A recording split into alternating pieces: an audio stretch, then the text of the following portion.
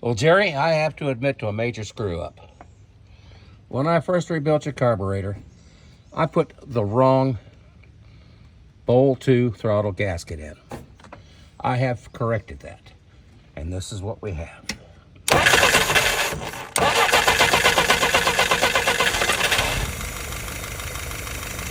Yeah, it took it a couple of minutes. All right, there she is. She's all warmed up and tested. Fuel pressure's running about 3.5. Our RPM is up a little bit. Let's see if we can't take it.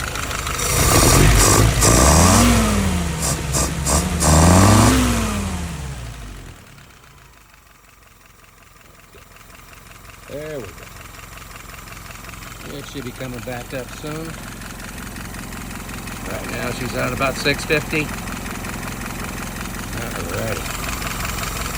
Yes, sir. Well, there you go. I'm sorry. And as a result of that screw up, I'm going to give you a lifetime warranty on this thing. I hope that helps. Thank you, sir.